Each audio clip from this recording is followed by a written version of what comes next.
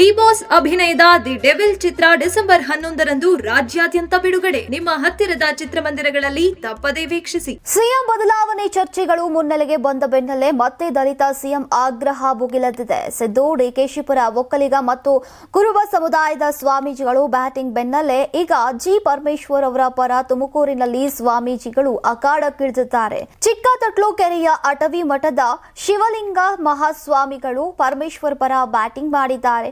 ಕೊರಟಗೆರೆಯಲ್ಲಿ ನಡೆದಂತಹ ಸುದ್ದಿಗೋಷ್ಠಿಯಲ್ಲಿ ಪರಮೇಶ್ವರ್ ಅವರನ್ನೇ ಸಿಎಂ ಮಾಡುವಂತೆ ಆಗ್ರಹಿಸಿದ್ದಾರೆ. ಮೆಚ್ಚಿದ ನಾಯಕನಾಗಿರ್ತಕ್ಕಂಥ ಪರಮೇಶ್ವರ್ ಬಗ್ಗೆ ನಾವೆಲ್ಲ ಒಂದು ಮೆಚ್ಚುಗೆಯನ್ನು ವ್ಯಕ್ತಪಡಿಸಬೇಕಾಗಿದೆ. ಇದೊಂದು ಒಳ್ಳೆಯ ಸುವರ್ಣ ಅವಕಾಶ ಇದು. ಯಾಕಂತಂದ್ರೆ ಈ ಸದ್ಯ ಮುಖ್ಯಮಂತ್ರಿನ ಆಯ್ಕೆ ಮಾಡ್ತಕ್ಕಂಥ ಒಂದು ಹೋರಾಟ ನಡೆದಿದೆ. ಆದರೆ ಹೈಕಮಾಂಡ್ನವ್ರು ಯಾವುದಕ್ಕೂ ತೀರ್ಮಾನ ತಗೊಂಡಿಲ್ಲ ಇಲ್ಲಿವರೆಗೂ ಕೂಡ. ಯಾರ ಬಗ್ಗೆಯೂ ಏನೂ ಎರಡು ಮಾತನ್ನು ಉಸಿರು ಆಡಿಲ್ಲ. ಅದಕ್ಕೆ ನಾವೆಲ್ಲ ಕೂಡಿ ಏನಾಗಬೇಕಾಯ್ತಂದರೆ, ನಮ್ಮ ತುಮಕೂರು ಜಿಲ್ಲೆಯೊಳಗೆ ಯಾರೂ ಮುಖ್ಯಮಂತ್ರಿ ಆಗಿಲ್ಲ, ಇಲ್ಲಿವರೆಗೆ ಯಾರೂ ಮುಖ್ಯಮಂತ್ರಿ ಆಗಿಲ್ಲ. ಇಡೀ ಶಿವಮೊಗ್ಗ ಜಿಲ್ಲೆಯಲ್ಲಿ 4 ಜನ ಮುಖ್ಯಮಂತ್ರಿ ಆಗಿದ್ದಾರೆ. ಎಲ್ಲ 30 ಜಿಲ್ಲೆಯಲ್ಲಿ ಪ್ರತಿ ಜಿಲ್ಲೆಗೆ ಒಬ್ಬೊಬ್ಬರು ಮುಖ್ಯಮಂತ್ರಿ ಆಗಿದ್ದಾರೆ. ಇದೊಂದು ತುಮಕೂರು ಜಿಲ್ಲೆಗೆ ಮುಖ್ಯಮಂತ್ರಿ ಆಗ್ತಕ್ಕಂಥ ಒಂದು ಒಳ್ಳೆಯ ಸದಾವಕಾಶ ಸಿಕ್ಕಿದೆ. ಅದು ಪಕ್ಷ ಪಾರ್ಟಿ ಏನು ಮುಖ್ಯ ಅಲ್ಲ. ನಮಗೆ ಸದ್ಯ ಕಾಂಗ್ರೆಸ್ ರೂಲಿಂಗ್ ಪಾರ್ಟಿ ಇರೋದ್ರಿಂದ ಅವರೊಳಗೆ ಇರ್ತಕ್ಕಂಥ ಒಂದು ತಾರತಮ್ಯ ಇರೋದರಿಂದ ಹೈಕಮಾಂಡ್ನವ್ರು ಯಾವುದೂ ತೀರ್ಮಾನ ತಗೊಳ್ಳದೇ ಇದ್ದ ಕಾರಣ ಆ ದೃಷ್ಟಿಯಿಂದ ನಾವು ಹೈಕಮಾಂಡ್ಗೆ ನಾವೆಲ್ಲ ಈ ತುಮಕೂರು ಜಿಲ್ಲೆಯ ಹಾಗೂ ಕೊರಟಗೆರೆ ತಾಲೂಕಿನ ಸಮಸ್ತ ನಾಗರಿಕರು ಅವರನ್ನೇ ಜಿ ಪರಮೇಶ್ವರನ್ನೇ ಮುಖ್ಯಮಂತ್ರಿ ಆಯ್ಕೆ ಮಾಡ್ಕೊತಕ್ಕಂಥ ವಿಚಾರಗಳನ್ನು ನಮ್ಮ ಅಭಿಪ್ರಾಯಗಳನ್ನು ನಾವು ಹೈಕಮಾಂಡ್ ತಿಳಿಸ್ಬೇಕಾಗಿದೆ. ಕಾರಣ ಏನಂತ ಕೇಳಿದರೆ, ಅದೇ ನಮ್ಮ ರಾಹುಲ್ ಗಾಂಧಿಯವರೇ ಇಲೆಕ್ಷನ್ ನಿಲ್ತಕ್ಕಂಥ ಸಂದರ್ಭದಲ್ಲಿ ನಮ್ಮ ಜಿ ಪರಮೇಶ್ವರಿಗೆ ಹೇಳಿದ್ದು ಸಾಹೇಬರಿಗೆ, ನೀನು ಈ ಸಲ ಆರಿಸುವ, ನಿನ್ನನ್ನೇ ಮುಖ್ಯಮಂತ್ರಿ ಮಾಡ್ತೀನಿ ಅಂತಕ್ಕಂಥ ಆಶ್ವಾಸನೆ ಕೂಡ ಕೊಟ್ಟಿದ್ರು ಅಂತ ಸ್ವತಃ ನಮಗೆ ಜಿ ಪರಮೇಶ್ವರ್ ನನಗೆ ಸ್ವತಃ ಹೇಳಿದರು. ಈ ಸಲ ಆರಿಸುವುದು ನಮ್ಮನ್ನೇ ಮುಖ್ಯಮಂತ್ರಿ ಮಾಡ್ತಾರೆ, ನೀವೆಲ್ಲರೂ ಆಶೀರ್ವಾದ ಮಾಡಬೇಕು ಅಂತಕ್ಕಂಥ ಭಾವನೆಯಿಂದ ಅವರು ಇಲೆಕ್ಷನ್ ಚುನಾವಣೆ ಬಂದಾಗ ನಮ್ಮೆಲ್ಲ ಮಠಗಳಿಗೆ ಬಂದು ತಮ್ಮ ಅಭಿಪ್ರಾಯ ತಿಳಿಸಿದ್ರು. ಆವಾಗ ನಾವೆಲ್ಲ ಭಕ್ತರು ಕರೆದು, ನೋಡಪ್ಪ ಇದೊಂದು ಅವಕಾಶ ಇದೆ ತುಮಕೂರು ಜಿಲ್ಲೆಗೆ, ಮುಖ್ಯಮಂತ್ರಿ ಆಗ್ತಕ್ಕಂಥ ಒಳ್ಳೆಯ ಸಮರ್ಥ ವ್ಯಕ್ತಿ, ಅದರ ದಲಿತರಲ್ಲೇ ಮಹಾನ್ ಜ್ಞಾನಿ, ಮಹಾನ್ ಅಭಿಮಾನಿ, 7-8 ಭಾಷೆಗಳ ಭಾಷಾಜ್ಞಾನಿದೆ, ಅಂತಾರಾಷ್ಟ್ರೀಯ ಮಟ್ಟ ಖ್ಯಾತ ಒಂದು ಶಕ್ತಿ ಇದೆ ಅವರಿಗೆ. ಅವ್ರು ಮುಖ್ಯಮಂತ್ರಿ ಆದರೆ ನಮ್ಮ ತುಮಕೂರು ಜಿಲ್ಲೆಗೆ ಒಂದು ಹೆಚ್ಚಿನ ಶಕ್ತಿ ಬರ್ತದೆ. ಅದರಾಗ ದಲಿತ ನಾಯಕರು ಅದರದ್ದು ಕರ್ನಾಟಕದ ಇತಿಹಾಸದಲ್ಲಿ ಕರ್ನಾಟಕದೊಂದು ಇತಿಹಾಸ ಉಳಿತದೆ. ಆ ದೃಷ್ಟಿಯಿಂದ ನಾವೆಲ್ಲರೂ ಹೈಕಮಾಂಡ್ಗೆ, ಅಲ್ಲಿ ಖಂಡ್ರೆಯವರಾಗ್ಬೋದು, ರಾಹುಲ್ ಗಾಂಧಿ, ಸೋನಿಯಾ ಗಾಂಧಿಯವರಿಗೆ ನಮ್ಮ ತುಮಕೂರು ಜಿಲ್ಲೆಗೆ ಹಾಗೂ ಕೊರಟಗೆರೆ ನಾಗರಿಕರು ಎಲ್ಲರೂ ಕೂಡ ಒತ್ತಾಯ ಮಾಡಿ ಆ ಹೈಕಮಾಂಡ್ಗೆ ಇವ್ರ ಹೆಸರು ಸೂಚನೆ ಬರ್ತಕ್ಕಂಥ ವ್ಯವಸ್ಥೆ ಮಾಡಿದ್ರೆ ಒಳ್ಳೆಯದಾಗ್ತದೆ. ಇದು ತುಮಕೂರು ಜಿಲ್ಲೆಗೆ ಒಂದು ಮಾರ್ಮಿಕ ಒಂದು ಅಭಿವೃದ್ಧಿಗೆ ಹೆಚ್ಚಿನ ಶಕ್ತಿ ಬರ್ತದೆ. ಅದಕ್ಕೆ ನೀವೆಲ್ಲ ಕೂಡಿ ರಾಹುಲ್ ಗಾಂಧಿಯವರಿಗೆ ಆಗಲಿ, ಸೋನಿಯಾ ಗಾಂಧಿಯವರಿಗೆ, ಖರ್ಗೆ ಅವರಿಗೆ ಗಮನಕ್ಕೆ ಹರಿಸ್ಬೇಕು. ಯಾಕೆ ಸ್ವತಃ ಅವರೇ ಸೋನಿಯಾ ಗಾಂಧಿಯವರು ಪರಮೇಶ್ವರ್ ಹೇಳಿದರು. ಈ ಹೇಳಿದ್ದನ್ನು ಮಾತು ನಮಗೆಲ್ಲ ನಮಗೆ ನೇರವಾಗಿ ಹೇಳಿದರು ಪರಮೇಶ್ವರ್ ಸಾಹೇಬರು.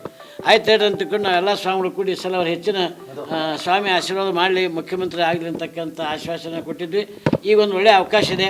ಈ ಅವಕಾಶ ಸಿಕ್ತು ಅಂತಂದರೆ ನಮ್ಮ ತುಮಕೂರು ಜಿಲ್ಲೆಗೆ ಒಂದು ಹೆಚ್ಚಿನ ಕೆಲಸ ಆಗ್ತದೆ. ಮತ್ತು ಅದ್ರಾಗ ದಲಿತ ಮುಖ್ಯಮಂತ್ರಿ ಆದದ್ದು ಕರ್ನಾಟಕದ ಇತಿಹಾಸದಲ್ಲಿ ಇದೊಂದು ಹೆಸರು ಉಳಿತದೆ ಅಂತಕ್ಕಂಥ ಮಾತನ್ನು ನಿಮ್ಮೆಲ್ಲರ ಪರವಾಗಿ ನಾವು ಅವರಿಗೆ ಹೈಕಮಾಂಡ್ಗೆ ನಮ್ಮ ಬೇಡಿಕೆ ನೀಡ್ತಾ ಇದ್ದೇವೆ. ಇದಕ್ಕೆಲ್ಲ ಅವ್ರ ಗಮನ ಹರಿಸಿ ನಮ್ಮ ಸನ್ಮಾನ್ಯ ಶ್ರೀ ಡಾಕ್ಟರ್ ಜಿ ಪರಮೇಶ್ವರ್ ಮುಖ್ಯಮಂತ್ರಿಯಾಗಿ ಮಾಡಬೇಕು ಅಂತಕ್ಕಂಥ ಒತ್ತಾಯವನ್ನು ನಾವು ಹೈಕಮಾಂಡ್ಗೆ ತಿಳಿಸ್ತಾ ಇದ್ದೇವೆ. ದಲಿತರಂತ ಕಾರಣಕ್ಕೆ ಮುಖ್ಯಮಂತ್ರಿ ಆಗಬೇಕು ಅಥವಾ ಅವರ ಅರ್ಹತೆ ಮೇಲೆ ಕೊಡಬೇಕು ಅಂತ? ದಲಿತ ಅನ್ನೋದು ಒಂದು ಪಾಯಿಂಟ್, ಒಂದು ಸೈಡ್ ಇದು. ಆದರೆ ನಿಜವಾಗ್ಲೂ ಹೇಳ್ಬೇಕಂತದ್ದು ಒಳ್ಳೆ ಅರ್ಹತೆ ಇದೆ ಅವರಿಗೆ. ಇವತ್ತು ಯಾರಿಗೇನೇ ಇನ್ನೊಬ್ಬರ ಮನಸ್ಸು ನೋಯಿಸ್ತಕ್ಕಂಥ ಮಾತನ್ನು ಎಲ್ಲಿ ಮಾತಾಡಿಲ್ಲ ಅವರು. ಒಂದು ಧಾರ್ಮಿಕ ಸಭೆ ಆಗಿರ್ಬೋದು, ಒಂದು ರಾಜಕಾರಣ ಸಭೆ ಆಗಿರ್ಬೋದು, ಒಂದು ಶೈಕ್ಷಣಿಕ ಸಭೆ ಆಗಿರಬೇಕು, ಯಾರನ್ನೂ ಓಲೈಸಿ ಇನ್ನೊಬ್ಬರನ್ನು ಹೊಗಳಿಕೆ ತಗಳಿಕೆ ಮೆಚ್ಚೋದರಲ್ಲ ಅವರು.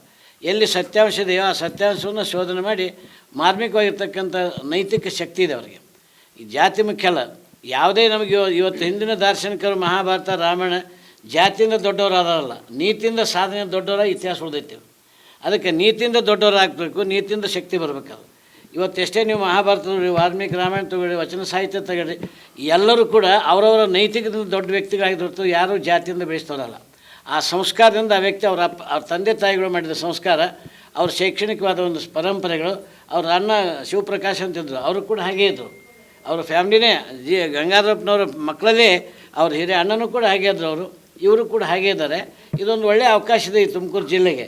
ಅಂಥ ವ್ಯಕ್ತಿಯನ್ನು ಸ್ವಲ್ಪ ನಮ್ಮ ಜಿಲ್ಲೆಗೆ ಒಂದು ಐತಿಹಾಸಿಕ ಶಕ್ತಿ ಉಳಿತದೆ. ಈ ಜಿಲ್ಲೆಯವರೆಲ್ಲರೂ ಕೂಡ ಅವ್ರಿಗೆ ಹೆಚ್ಚಿನ ಅವಕಾಶ ಕೊಟ್ಟರೆ ಮುಖ್ಯಮಂತ್ರಿ ಆದರೆ ತುಮಕೂರು ಜಿಲ್ಲೆಯ ಡೆವಲಪ್ಮೆಂಟ್ ಆಗಲಿಕ್ಕೆ ಒಳ್ಳೆಯ ಅವಕಾಶ ಸಿಗ್ತದೆ. ಮುಖ್ಯಮಂತ್ರಿ ಅವ್ರದ್ದೇ ಆದೊಂದು ನಿಧಿ ಇರ್ತದೆ.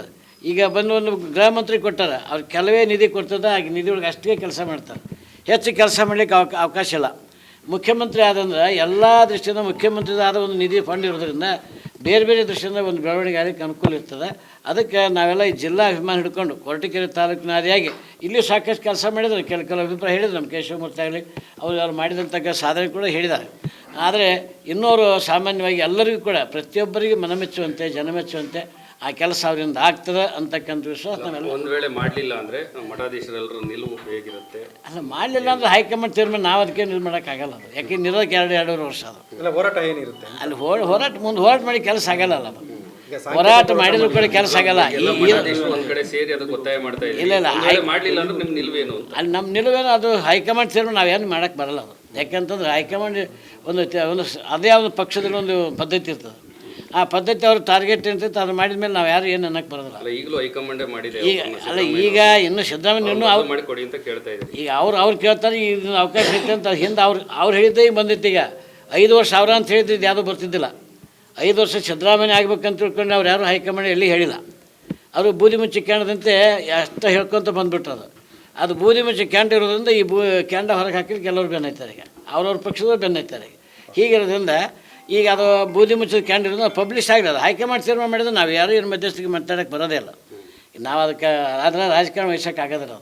ಅದು ನಾವು ನಿಲ್ಲುವಾಗ ಸ್ಟ್ರೈಕ್ ಮಾಡೋದಾಗಲಿ ಇದು ಮಾಡೋದ್ರೆ ಈಗ ಒಂದು ಅವಕಾಶ ಐತಿ ಮಾಡಿರಿ ಅಂತ ಹೇಳ್ತೀವಿ ಅಷ್ಟೇ. ಅದು ಈಗ ಮಾಡಿದ್ರೆ ಮತ್ತೆ ಮುಂದಿನ ಚುನಾವಣೆ, ಮುಂದಿನ ವಿಚಾರ, ಮುಂದೆ ಜನಗಳ ದೃಷ್ಟಿಕೋನ ಹೇಗಿರ್ತೈತೆ ಹಾಗೆ ಹೋಗ್ತೈತಿ.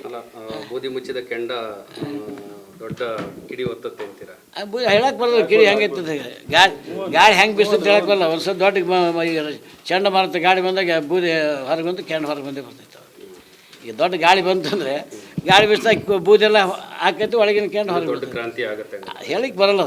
ಅದು ದೈವಚ್ಛ. ಅದು ಜನಗಳ ಪ್ರಜೆಗಳ ಪ್ರತಿನಿಧಿ, ಪ್ರಜೆಗಳ ಹೋಗಿ ಹೆಂಗಿರ್ತೈತೆ ಹಂಗೆ ಬೇಕಿತ್ತದು. ಇದು ಪ್ರಜಾರಾಜ್ಯ ಅಲ್ಲ. ಪ್ರಜೆಗಳ ದೃಷ್ಟಿಕೋನ ಹೇಗಿರ್ತೈತೆ ಹಾಗೆ ಹೋಗ್ಬೇಕು ಹೊರ್ತೀವಿ. ಯಾರು ವೈಯಕ್ತಿಕ ವ್ಯಕ್ತಿಶಃ ಮಾತಾಡೋದಲ್ಲಿ ಅದು ನಾವೆಲ್ಲ ಪ್ರಜೆಗಳ ಪ್ರತಿನಿಧಿ ಅವ್ರ ಆಯ್ಕೆ ಇರ್ತಂದಾಗ ಎಲ್ಲರ ಪ್ರಜೆಗಳ ಒಂದು ಶಕ್ತಿ ಹೇಗೆ ಬರ್ತೈತಿ, ಆ ಪ್ರಜೆಗಳ ಮೇಲೆ ವ್ಯಕ್ತಿತ್ವ ನಿಲುವಾಗ್ತೈತಿ. ನೀವು ಸಣ್ಣ ಆಗ್ಬೇಕಲ್ವಾ? ಅದು ಒಂದು ಉತ್ತಮ ಆಹಾರದಿಂದ ಸಣ್ಣ ಆಗ್ಬೇಕಲ್ವಾ? ಪ್ರತಿದಿನ ನಮ್ಮ ಜೀನಿ ಸ್ಲಿಮ್ನ ಯೂಸ್ ಮಾಡಿ ಯಾವುದೇ ಸೈಡ್ ಎಫೆಕ್ಟ್ ಇಲ್ದಂಗೆ ನೀವು ಸಣ್ಣ ಆಗ್ತೀರಾ.